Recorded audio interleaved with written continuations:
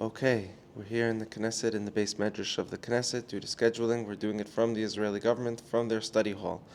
We're on the Pathways of Service by the Yanuka, chapter 2. La'achar shaba adam legadlus hamoichin.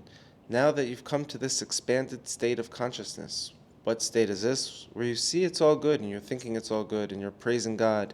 V'shuveinu begeder katon atzarich lefras v'havtachas schar al avodaso. And you're not serving God for presents or rewards or something that you feel like you will get out of this relationship. That's not part of your whole entire scenario right now.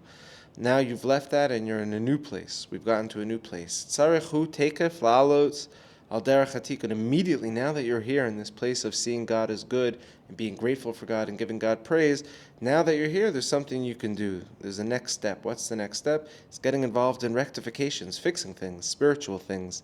Shi haderech hanachon va'amiti shesalu lanu ha'avos hakadoshim.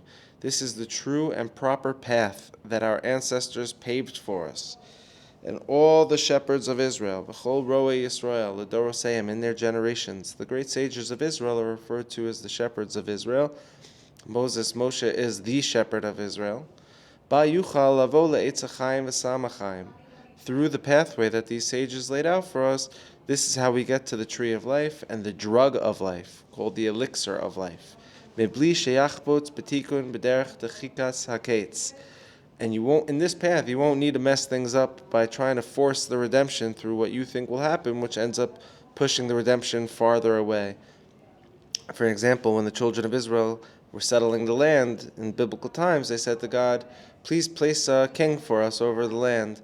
And God said, wow, I'm happy to acquiesce, I'll place a king. But guess what? If you only waited a little bit longer, I would have been the king over everyone. You wouldn't have needed a king of flesh and blood. So it was something that the children of Israel were trying to force the end of days, which ends up pushing farther away the end of days. So he's saying, the Yanuka is saying, to avoid that, we really have to follow this path that our ancestors laid out for us. Ach mibli she'elech b'derech zu, derech eitz hachaim, and if you don't go in this pathway, the path of the tree of life, lo yuchal likanes ba'avodas Hashem la'amitasa. If you don't go in the path, you're not going to really be able to properly serve God in truth. Shetiyeh avodaso l'shem tikun hashchina. And a true path of serving God is one where you're concerned more for God than yourself. You're concerned about God's shechina, God's presence, and fixing it and finding it a home. If your parent was kicked out of the house, you would be preoccupied with getting them back in the house. V'nachas ruach lifnei Hashem baruch hu. And this path of that we've gone upon about fixing God's predicament brings God pleasure and joy. Nachas ruach, a calmness of spirit to God. Ba'ofen shikarev v'yachish b'toraso es haketz u'vinyan beis hamikdash. It's bringing pleasure to God because you've gone down this pathway of bringing closer and speeding up with your Torahs, with your teachings, the final end of days and the building of the holy temple of the Beit HaMikdash.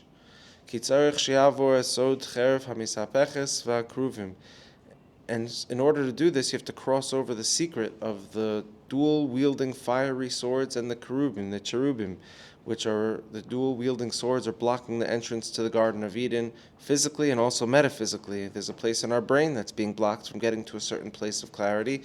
But nonetheless, there is a secret path that we have to cross over where these dual-wielding fiery swords are burning some spiritual blockages. V'zeh nitan biyad tzadikim she'em poischim hasha'arim v'solim hadrachim.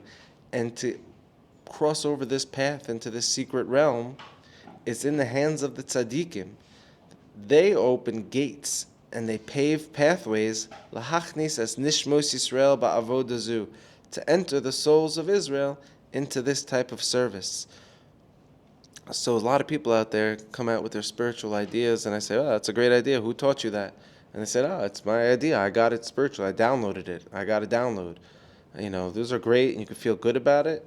But at the end of the day, we have a pathway that's already been paved for us. We don't need to recreate the whole entire narrative. Nonetheless, we should be worthy to live that life, to take advantage of the inner peace that we have, to finally fix God's predicament. And with this, we will be worthy that the ball's in our court, that we could be on God's team, provide God pleasure, and be there on the front lines to help God have a space to dwell. Amen.